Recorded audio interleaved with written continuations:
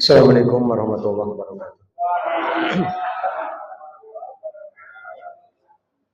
Innal hamdalillah nahmaduhu wa nasta'inuhu wa nastaghfiruh wa na'udzu billahi min shururi anfusina wa min sayyiati a'malina may yahdihillahu fala mudilla lahu wa may yudlil fala hadiya lahu. Asyhadu an la ilaha illallah wahdahu la syarika lahu wa asyhadu anna Muhammadan abduhu wa rasuluh. Allahumma shalli ala Muhammad wa ala ali Muhammad kama shallaita ala Ibrahim wa ala ali Ibrahim wa barik ala Muhammad wa ala ali Muhammad kama barakta ala Ibrahim wa ala ali Ibrahim innaka Hamidum Majid. Bapak dan Ibu yang mudah-mudahan dirahmati oleh Allah. Syukur alhamdulillah balas senantiasa kita panjatkan kehadirat Allah Subhanahu wa taala atas limpahan nikmat yang telah Allah berikan kepada kita. Shalawat salam dan keberkahan kita mohonkan kepada Allah agar senantiasa tercurah kepada Rasulullah Muhammad SAW dan keluarganya, sebagaimana Allah telah mencurahkan shalawat salam dan keberkahan kepada Nabi Ibrahim alaihissalam dan keluarganya. Masih mengkaji himpunan putusan tarjih terkait dengan pembentukan keluarga sakinah, mawaddah. Misalnya kalau sakinah, mawaddah, warahmah. Sakinah itu hasil, mawaddah, warahmah itu cara. Jadi hasilnya namanya sakinah, caranya mawaddah, warahmah. Iya. Setelah kita 2 kali pertemuan membicarakan tentang kewajiban bersama suami istri, kewajiban suami dan kewajiban istri, maka di putusan kaji berikutnya kita akan mengkaji hak kewajiban orang tua dan anak. Karena setelah terjadi pernikahan, Allah mungkin akan menakdirkan seseorang dikaruniai anak. Perkara kemudian ibu bapak bilang, Pak, terlambat, anak-anakku sudah punya anak sendiri-sendiri, ya, nanti disampaikan di putra putri bapak ibu. Yang namanya ilmu itu tidak ada kadaluarsanya. Yang namanya ilmu itu tetap akan selalu bermanfaat. Halaman 402, ya. 402, 402. Bagian yang pertama, kewajiban bersama orang tua terhadap anak. Kita mulai dari kutipan riwayat Al-Hakim yang dicantumkan di halaman 402. Rasulullah SAW bersabda, hakul waladi ala walidi. Hakul waladi, hak anak, waladun itu anak, ala walidi, atas orang tuanya. Kan kata dasarnya dari kata walada yuladu maulidan, walidun mauludun. Dan ini sudah menjadi bahasa Tegal, ya. Walad, waladnya ngendi kan gitu ya. Walad itu anak. Kalau walidun itu yang menyebabkan kelahiran. Yang pertama kata Rasulullah, ayyuhsinasmuhu, memberikan nama yang terbaik. Yuhsina, memberikan nama yang terbaik. Ini dilakukan kapan? Kalau dalam riwayat Imam Ahmad dari Samurah, itu pada hari ke-7 kelahiran. Rasulullah SAW menyampaikan sebagaimana disampaikan oleh Samurah, kullu gulamin murtahanun bi aqiqatihi tudbahu anhu yauma sabihi wa yukhlaqu wa yusamma. Ini ada dalam riwayat Imam yang 5, rawahul khamsah. Tiap-tiap anak tergadai dengan akikahnya sampai disembelihkan akikah fi yaumi sabihi, pada hari ke-7 kelahiran. Dan pada hari akikah itu juga Rasulullah berpesan untuk wayukhlaku, dicukur rambutnya, sama, dan diberikan nama. Rasulullah SAW berpesan agar nama yang diberikan oleh orang tua kepada anak itu nama yang baik. Karena nama ini nanti akan menjadi identitas, akan menjadi panggilan, dan ketika nama itu baik, sama dengan memberikan doa yang baik kepada si anak tersebut. Sehingga ketika nanti Bapak dan Ibu dimintai tolong oleh putra-putri panjenengan untuk memberikan nama pada cucu panjenengan misalnya. Kalau mau ambil dari bahasa Arab, ya dicek dulu artinya. Ya, jangan hanya kedengaran bagus, tetapi ternyata artinya tidak pas kan gitu ya. Iya. Misalnya memberi nama apa? Romim. Romim itu kan artinya hancur lebur. Itu ada di surah Yasin. Wa dorobalana masalah wa nasiya khalqa qala may yuhyil idzama. Jangan kemudian ini bagus dari Al-Qur'an untuk memberi nama pada anak. Perlu dicek. Oh, ternyata artinya hancur lebur. Tulang yang sudah hancur. Dicek dulu. Ya, tidak semua yang kedengarannya bagus maknanya bagus. Atau mau menggunakan bahasa Indonesia ya boleh. Misalnya anak pertama kasih nama bahagia. Yang kedua kasih nama sukses kan gitu. Yang ketiga kasih nama berhasil kan nama-nama yang bagus. Jadi setiap gurunya manggil bahagia dalam hati amin ya Allah kan begitu. Itu kan kita paham maknanya. Nah, kalau untuk keperluan pergi haji atau umroh, berarti minimal 3 kata namanya.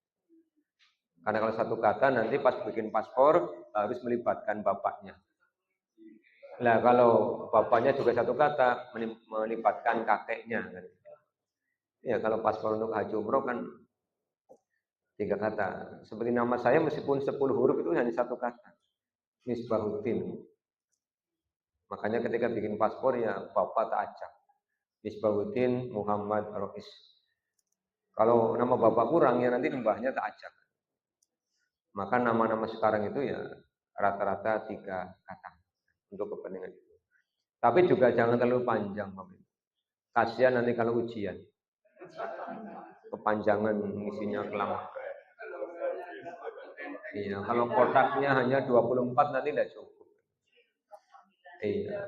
Kalau guru biasanya juga memperhatikan begini. Aku tidak mau ngasih nama anak depannya A. Kenapa? Absennya pertama. Saya suruh maju runtak dulu karena dipanggil dulu. Iya. Juga tidak mau ngasih nama Z. Kenapa? Majunya terakhir. Atau malah absennya dari belakang, bukan dari runtak. Jadi kasih nama yang depannya M lah, tengah-tengah.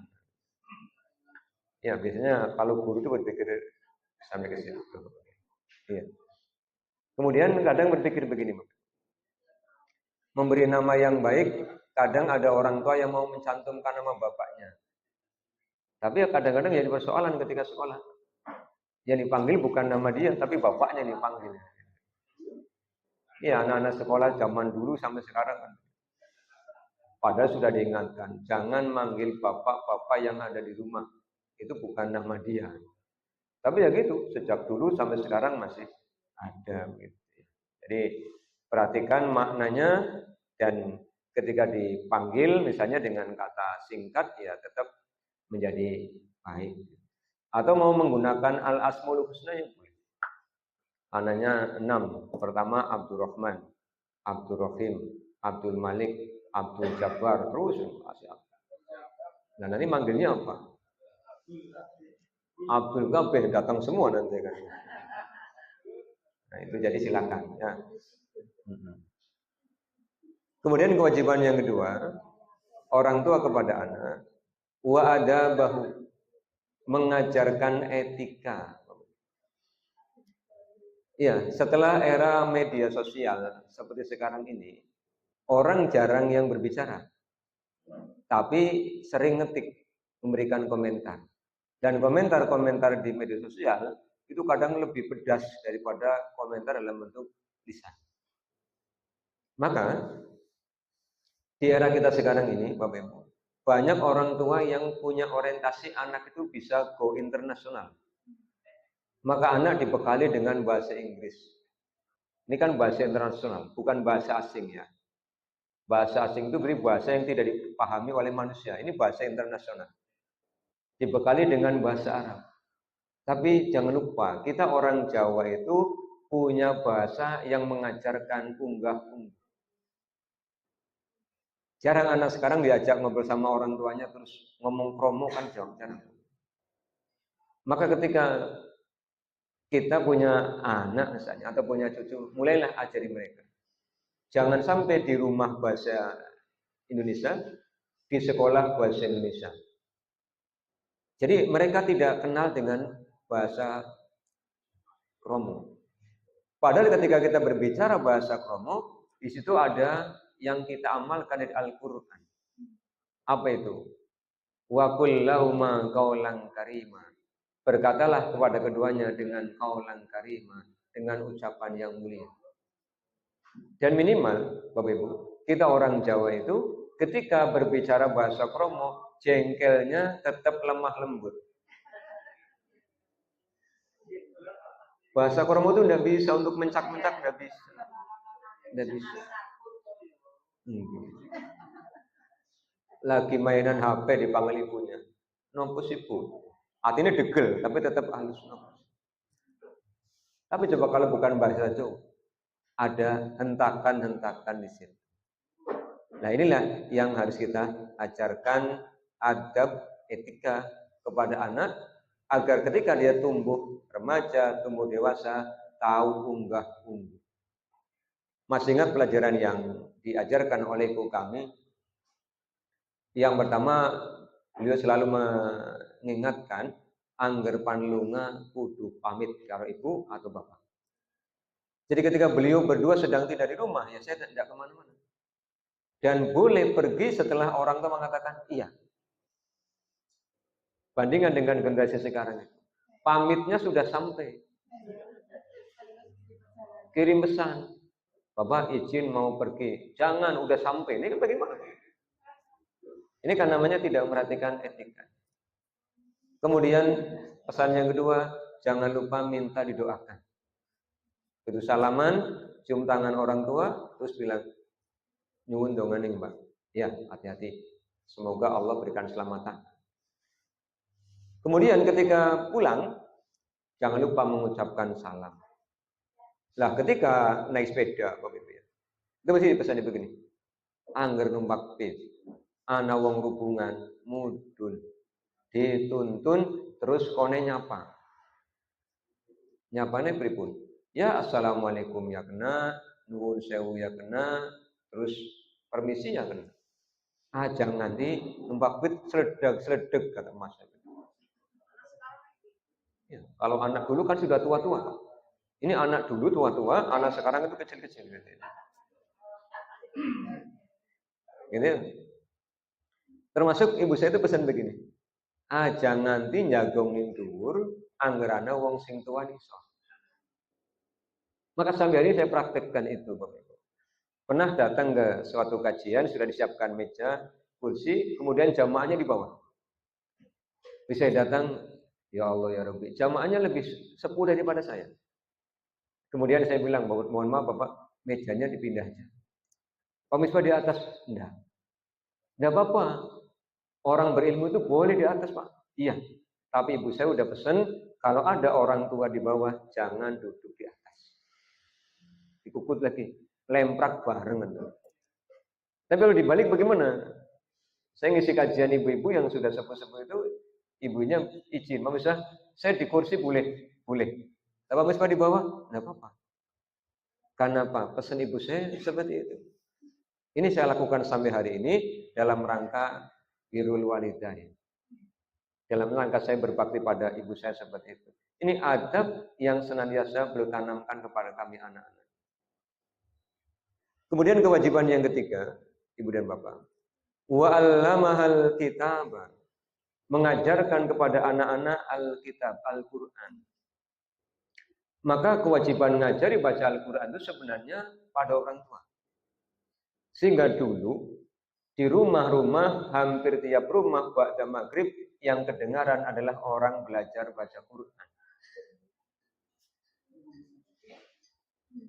Belajar baca Quran dengan metode Baghdadiyah, turutan. Iya, kapan ngaji di musolanya pada asar. Nanti habis maghrib pulang, deres sama bapak ibunya. Karena bapak ibu juga rata-rata bisa baca Al-Quran. Nah, habis sisa itu suruh deres pelajaran sekolah. Nah, sekarang anak-anak kita diwakilkan di taman-taman pendidikan Al-Quran. Tidak apa-apa. Tapi kalau maghrib, habis maghrib mereka pada pulang dari jamaah, luangkan waktu membersamai mereka untuk membaca Al-Quran. Jangan sampai bapaknya diam, megangi gadgetnya. Ibunya diam, megangi gadgetnya. Anaknya diam, megangi gadgetnya. Duduknya satu ruangan, tapi tidak ada yang ngobrol.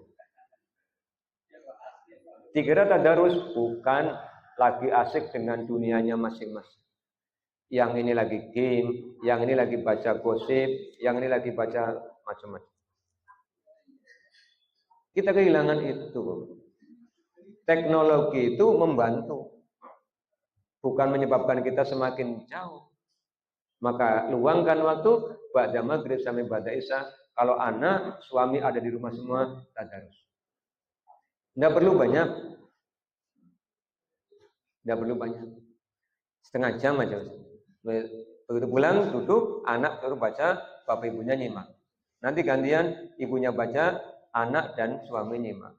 Ayah baca, ibu dan anak nyimak. Jadi sama-sama menyimak. Setengah jam. Habis itu lanjutkan medang, kan penak. Habis medang nunggu adzan isya ke masjid. Ayah sama anaknya ke masjid, ibu silakan di rumah. Ini lagi ngajari kebersamaan. Karena di era digital sekarang ini, orang dekat tapi jauh, jauh tapi dekat. Yang Bapak Ibu pegangin. Bisa mendekatkan yang jauh, bisa menjauhkan yang dekat. Dan suami istri depan-depan orang pada ngobrol. Malah chattingan ini grup masing-masing itu kan menjauhkan yang dekat, mendekatkan yang jauh. Alat komunikasi penting, tapi bukan segalanya. Nah sekarang orang kan kalau tidak pegang gadgetnya seolah-olah kiamat subro. Coba aja, berangkat ke kantor, gadgetnya ketinggalan, balik. Kenapa? HP ketinggalan. Iya, absennya pakai pinjar tempelan kan. Iya, tidak segalanya. Penting iya, tapi tidak segalanya. Ada kalanya kita matikan, Bapak Ibu ya. Termasuk kalau kami kumpul ya, itu dengan teman-teman itu ya, kita sepakati. Tidak ada yang megang HP, desak kami. Pengen ngobrol. Jangan sampai kumpul, wong pirang-pirang, tapi lah kasih ngobrol.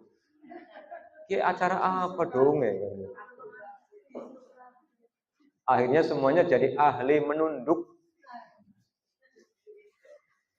Dingkluk kabeh. Makanya sampai ada jamaah yang tanya, kenapa orang kalau sholat tidak khusyuk, tapi kalau udah megang HP khusyuk katanya.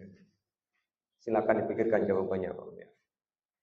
Ini ajari Al-Quran, cara bacanya, diajari Al-Quran isinya, diajari Al-Quran cara pelaksanaannya. Karena apa? Kalau Al-Quran hanya diajarkan cara bacanya, orang bisa baca. Bisa tartil, bisa tilawah. Tapi ingat Bapak Ibu, Al-Quran itu adalah hudal linnas. Petunjuk bagi manusia. Artinya Al-Quran Allah turunkan tidak hanya untuk dibaca, tapi untuk diamalkan. Jangan sampai yang dibaca apa, yang diamalkan apa. Ini kewajiban yang ketiga dari orang tua adalah mengajarkan Al-Quran. Wa 'allamahal kitabata. Kemudian yang keempat ya. Wasibahata, as-sibahah. Mengajarkan renang. Kalau dulu renangnya di kali, Pak. Ya, kalau pulang madrasah itu kali dulu. Wetal lebih bahaya, Pak. Kalau kubangan Pak itu lebih bahaya karena tidak terlalu luas tapi dalam itu kalau tidak ahli bisa bahaya. Kalau di kali ya, itu masih relatif lebih aman. Ya, tapi syaratnya bukan pas musim hujan, pas musim kemarau itu kan dasarnya kelihatan. Nah sekarang lebih enak karena ada kolam renang. Kalau bapak ibunya tidak bisa ya minta tolong sama yang bisa ajari renang. Dan ternyata ini kan olahraga yang paling baik dan paling aman. Paling aman karena tidak ada kontak fisik dengan orang lain. Kalau main bola kan ada kontak fisik dengan pemain lawan. Dan semua kan bergerak. Tangannya bergerak, kakinya bergerak, paru-paru jantungnya juga bergerak. Iya. Insya Allah kalau belajar renangnya rutin ya pinter dan Allah berikan kesehatan. Kemudian yang kelima, warimayati, belajar memanah. Jadi silakan anak cucu bapak ibu yang masih sekolah kirimkan ke klub-klub memanah. Ini kewajiban-kewajibannya. Iya, kemudian kewajiban berikutnya apa? Alla yarzuquhu illa thayyiban. Kewajiban berikutnya adalah memberikan nafkah yang thayyib, yang baik. Maka orang tua, ayah khususnya yang terkena kewajiban mencari nafkah, nafkahnya harus thayyib. Pedomani Al-Baqarah ayat 267. Allah menyampaikan ya ayyuhalladzina amanu anfiqu min thayyibati ma kasabtum wa mimma akhrajna lakum minal ard wala tayammamul khabisa minhu tunfiquna walastum bi'akhidhi illa an tughmidu fi wa'lamu annallaha ghaniyyun hamid. Kata Allah, wahai orang beriman, infakkanlah sebagian dari apa yang kalian dapatkan. Kasab, bahasa Jawanya ngasab ya. Min thayyibati ma kasabtum, dari hasil ngasab-ngasab yang baik. Ini perintah Rasul, berikan nafkah kepada anak dari hasil pekerjaan yang baik. Kenapa tidak menyebut pekerjaan yang halal? Karena kalau baik pasti halal. Lihat surah Al-Maidah ayat 5. Al-yawma ukhilla lakumut thayyibatu. Pada hari ini aku halalkan untuk kalian semua yang baik. Jadi yang baik otomatis halal. Bagaimana mendapatkan pekerjaan yang baik itu? Tentu ikuti aturan-aturan, cari pekerjaan, cari penghasilan sesuai dengan legalitasnya. Ketika ada lowongan pekerjaan, kemudian di situ mensyaratkan adanya ijazah, ya gunakan ijazah asli.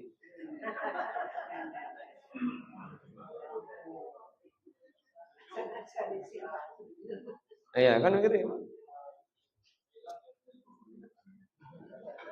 Jadi nanti ketika bekerja, pekerjaannya menjadi halal, didapatkan dengan cara yang halal. Halalan thayyiban. Ketika wawancara ya datang sendiri. Jangan diwakilkan orang lain. Ketika wawancara ditanya minta gaji berapa, ya ngomong.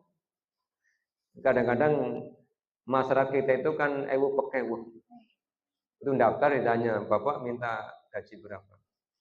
Terserah. Nah, ini keliru. Bapak minta bayaran berapa? 15 juta. Terus yang wawancara kan tanya, atas dasar apa Bapak minta 15 juta?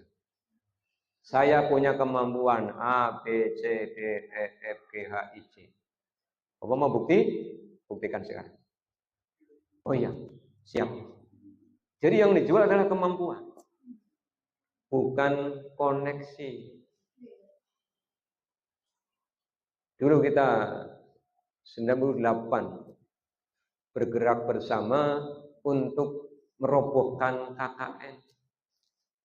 Korupsi, kolusi, dan nepotisme. Karena apa? Ini termasuk cara mendapatkan sesuatu dengan cara yang haram. Korupsi itu haram. kolusi itu haram, nepotisme itu. Sebab nanti orang-orang yang punya kompetensi tapi tidak punya koneksi, tidak punya kesempatan. Ketika orang mendapatkan pekerjaan dengan cara yang haram, otomatis hasilnya menjadi haram, diberikan kepada keluarga, yang dosa memang bukan keluarganya, yang dosa adalah yang bekerja. Keluarganya kan tidak menanggung, karena kata Allah, ala taziru waziratu wisra ukhra. Jadi bukan berarti si suami yang mendapatkan haram, istri anaknya ikut dosa, tidak. Kan yang haram dia, pelakunya dia. Kecuali kalau istri dan anak itu ikut bantu-membantu. Ini Pak, tak rewangi lah, itu lain. Ingatkan, Mas, kami tidak mau kalau dari hasil pekerjaan ini. Kemudian yang terakhir, kewajiban bersama orang tua kepada anak. Wa ayyuzawijaha idza adraka. Menikahkan apabila telah ketemu jodoh. Jadi kalau orang tua bilang, Pak, saya ngurusi anak sampai kapan? Sampai mereka menikah. Jadi begitu anak perempuan panjenengan ada yang melamar misalnya, kemudian dengan sudah setuju, sudah ditelusuri rekam jejaknya. Kenapa penting, Bapak Ibu? Saya yakin Bapak Ibu kalau membeli produk pasti milih. Pengennya yang bagus tapi murah. Bener apa salah? Salah. Iya. Pengennya murah tapi bagus ya. Iya. Itu padahal dipakainya ya jarang. Sekarang kita mau menyerahkan anak perempuan kita. Kita ngopeni dari 0 sampai usia 25 tahun.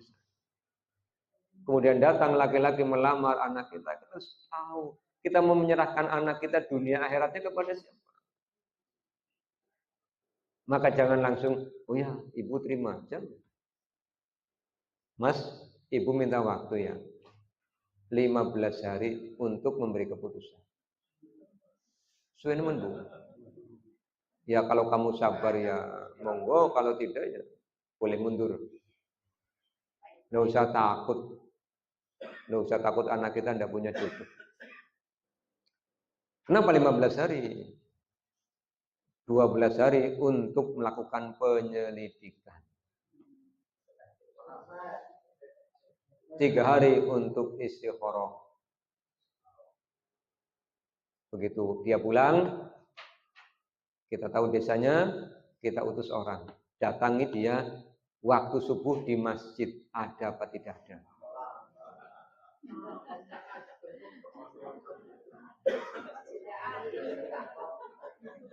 Ya kita bayari orang lah. Rolasina jadi telik sandi kan. Enggak apa-apa untuk keselamatan anak perempuan kita. Subuh datangi lah kagak nih. Isa lah. Maghrib anak Pak. Maghrib anak. Pakai tunggal yang maghrib anak. Karena apa Bapak Ibu? Orang yang taat kepada Allah pasti taat aturan. Kalau tahajud kan angel. Ya, jangan datangi di masjid dari Jumat, mesti anak. Apalagi datangi ketika sholat Idul Fitri, luwi anak mending. Datangi ketika sayangnya masjid-masjid kita subuh itu isinya kakek-kakek. Padahal ada iklan, carilah menantu di masjid pada sholat subuh. Ya tidak mau punya menantu kakek-kakek. Berat ya, yang muda-mudanya berat gitu. Ya, itu sedikit. Setelah 12 hari selidiki, laporan sesuai fakta, istikharah. Nanti keputusannya disampaikan. Setelah disampaikan, ini kan sudah khitbah, segera dinikahkan.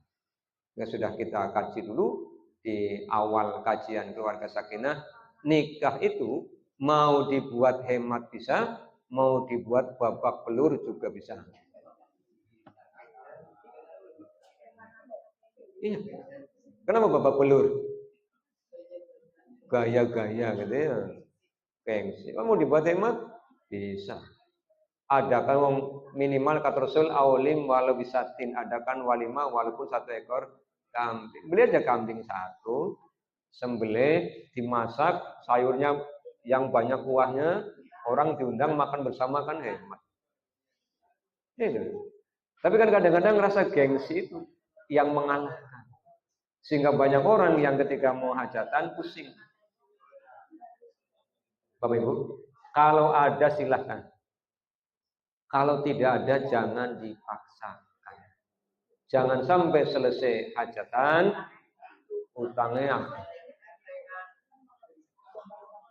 Begitu ngukut tukang taruh bisa ngenteni apa? Bayar turun Mbak, tukang taruh ngenteni.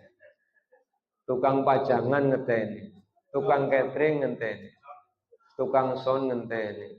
Ngandelakan amplop dibukani sini 5.000-an kan ya berat.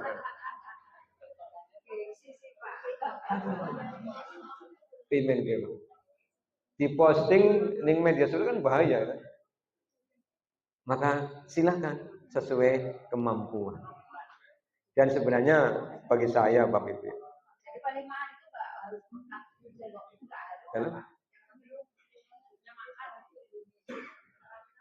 Berkat itu kan tradisi kita. Kalau saya membaca sirahnya beliau Rasulullah, ketika beliau menikahi Sophiyah binti Huwai, ini kan wanita terakhir yang beliau nikahi. Dia orang Yahudi di Madinah.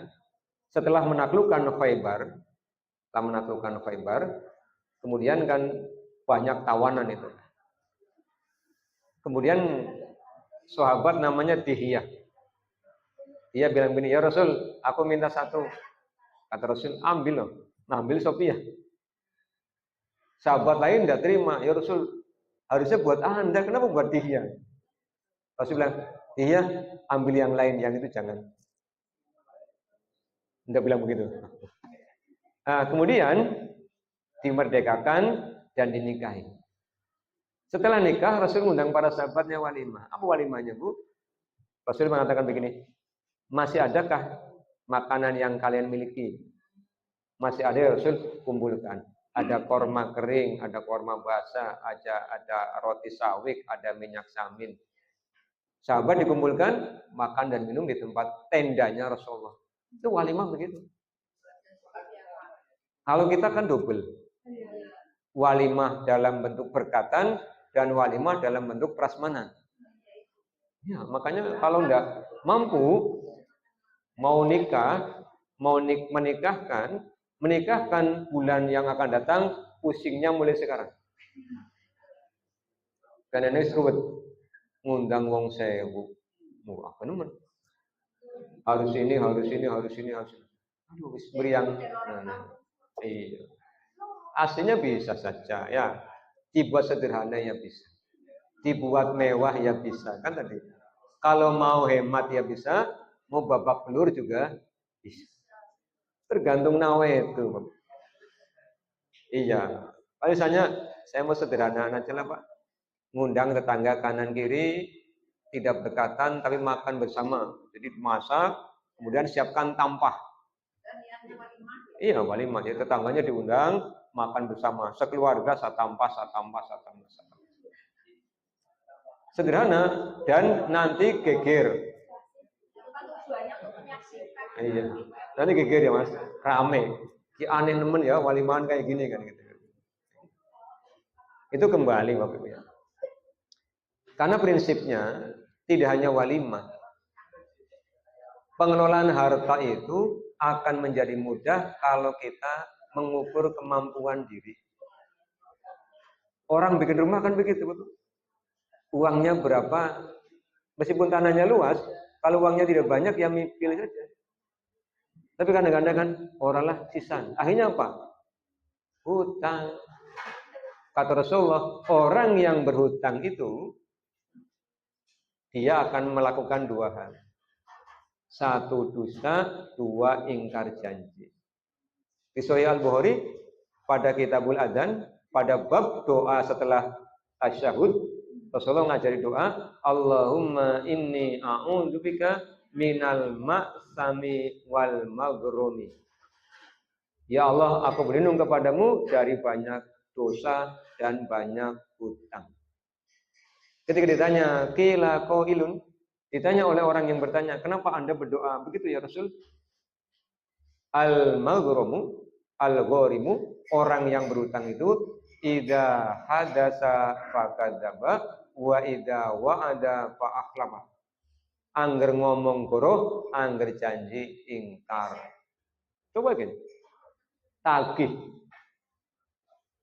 tar sok itu kan.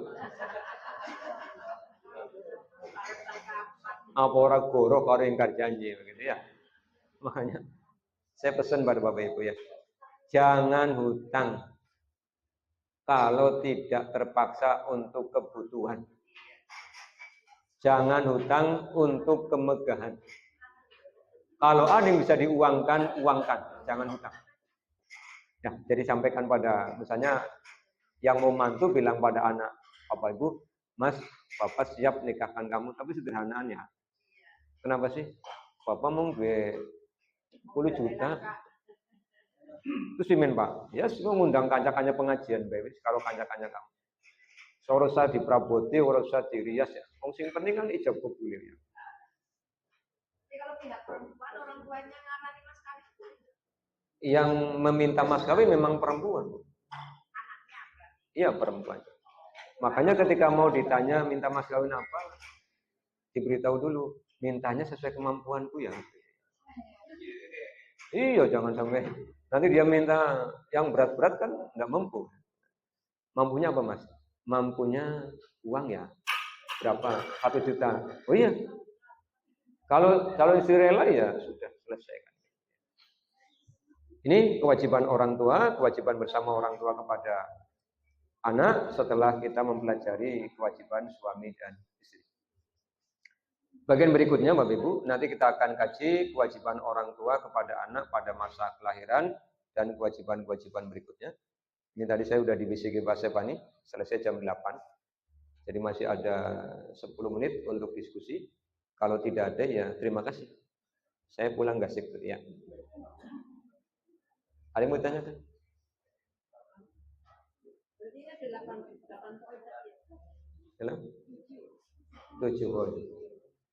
7 kewajiban orang tua, 7 kewajiban bersama orang tua kepada anak. Tidak ada Bapak Ibu? Iya, Bang.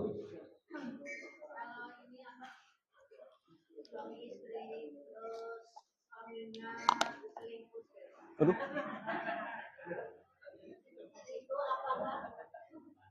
Saya pernah dengar itu istri tidak boleh minta cerai. Kalau minta cerai itu kata balik itu katanya berarti nanti tidak akan masuk surga apalagi nafkah. Lah umpamanya seandainya suami tidak memberi nafkah berapa bulan itu ketentuan dari Al-Quran apa?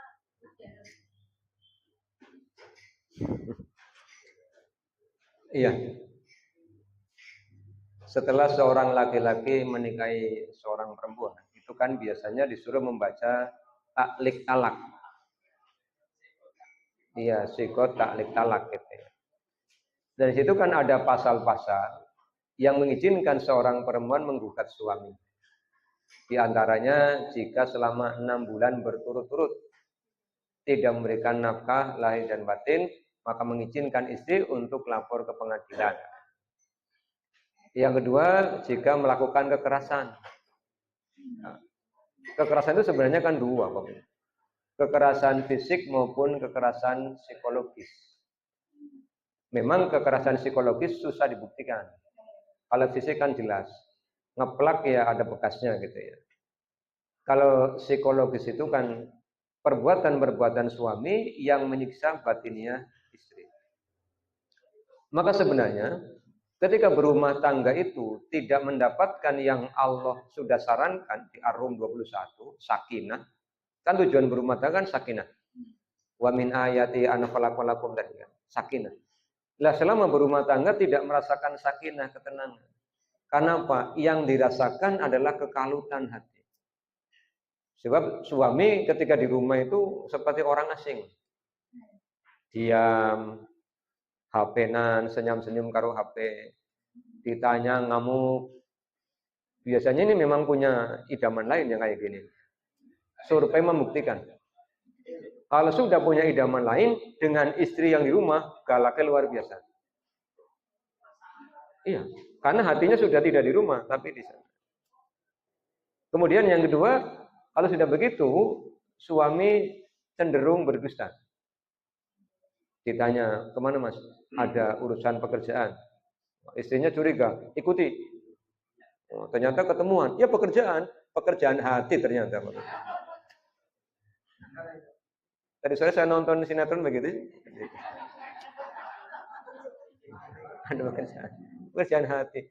Kata istrinya, ternyata suamiku yang aku bangga-banggakan begitu ternyata ya. Lagi pegangan-pegangan tangan di kafe.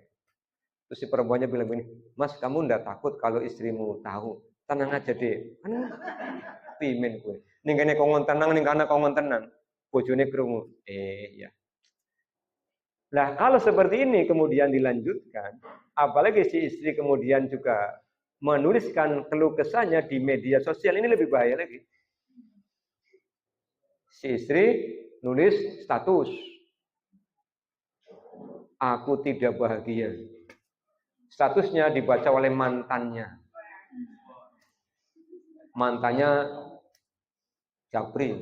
Kalau kau tidak bahagia, nomorku masih yang lama.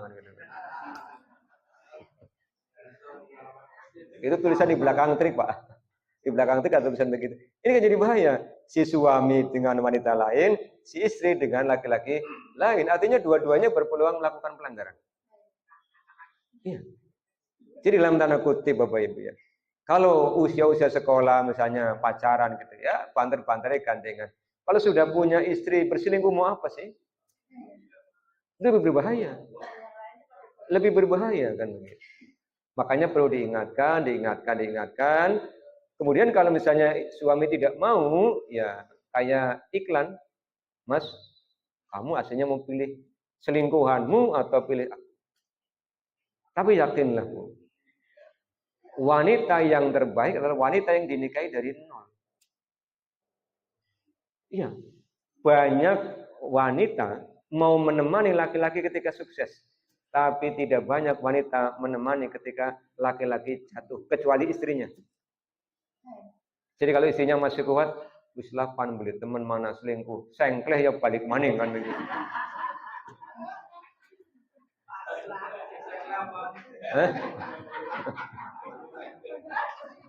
Sengkleh. Wis ngonger bangkrut kir balik maning darane orang kan gitu kan. Begitu pulang istrinya malah memaafkan, ngopeni. Itu meskipun istri ikhlas, suami itu bukan dosa. Beban batinnya berat. Ketika dia ingat masa lalu, iya ya, nyong selingkuh, ngalor ngidul, menclok, mena-mena pas balik ke sini. Itu setiap ketemu pasti tersiksa batinnya. Makanya ibu tidak usah khawatir, ya, sampaikan juga pada anak-anak perempuan ibu, kalau sanggup ya lanjutkan, kalau tidak sanggup ya berhenti, kibarkan bendera putih. Iya, tinggal bilang ke pengadilan, Pak, tujuan saya dinikahi laki-laki itu adalah sakinah, dan hampir 1 tahun ini tidak ada sakinah. Kenapa? Dia jarang pulang. Kalau pulang ngamuk. Transferan juga biasanya 3, sekarang 0,5. Tuh teman ya. Bagaimana saya sakinah, Pak? Kebutuhan saya semua, anak-anak saya semua. Punya suami tapi seperti sendiri, itu kan sengsara, Pak. Nanti kan si suaminya akan diundang, ditanya. Ya. Jadi ya begitulah, Bapak Ibu. Makanya di surah Al-A'raf ayat 14 ya. Iblis kan bilang kepada Allah, aku akan datangi manusia dari depan, dari belakang, dari kanan, dari kiri. Dari kiri itu apa? Diuji dengan lawan jenis. Maka Bapak Ibu yang sekarang usianya sudah di atas 60, insya Allah selamat. Ya. Si jenengan pengen kayak gue. Iya, wis mlaku bangel ka ora royal ya. Wis ora royal. Wis tumakninah ngadepi sakaratul maut, mudah-mudahan husnul khotimah. Jangan wis 70 si ganjen bae luru apa. Jangan.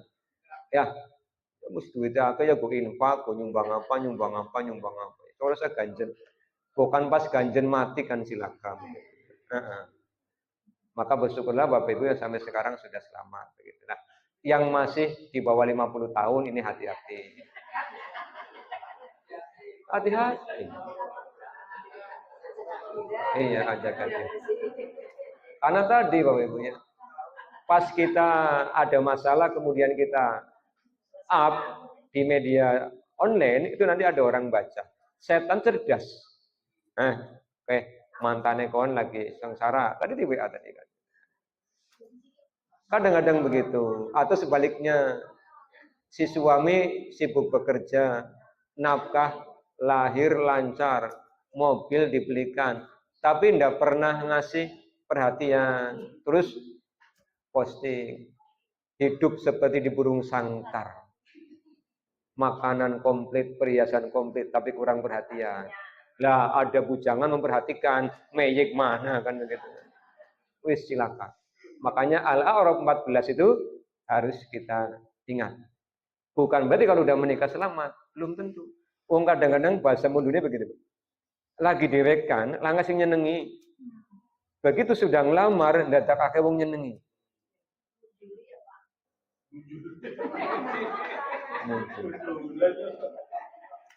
Bahasanya ke mulane harus bar lamaran gak dinikahna. Akeh ulere katanya. Iya. Akeh sawan akeh. Ya begitu. Pas sendirian suka sana tolak, suka sini. Begitu udah ngelamar karena gelem kan. Nah, keprimen kan begitu Bapak Ibu ya. Nah, inilah godaan-godaan karena memang Allah jadikan dunia kan ujian. Allazi khalaqal mauta wal hayata liyabluwakum ayyukum ahsanu amala. Yang terakhir, kalaupun sampai terjadi perceraian, lakukan dengan cara yang baik. Nikahnya baik, perceraiannya baik. Karena kalau tidak baik, ada efeknya. Putusnya silaturahim. Ini yang tidak Allah sukai. Yang pegatan 2 orang, yang tukaran 2 keluarga. Ini kan jadi tidak Allah sukai. Ya baik-baik saja. Dengan ibu mertuanya ya tetap baik kan begitu. Perkara sudah tidak ada hubungan dengan suaminya ya sudah selesai kan begitu. Tapi ini kan ngomongnya gampang, prakteknya kan angel. Karena rata-rata orang pegatan kan tukaran di situ ya. Kecuali pegatan mati itu orang nggak tukaran kan. Iya. Begitu, terima kasih. Walaupun minkum, assalamualaikum warahmatullahi wabarakatuh.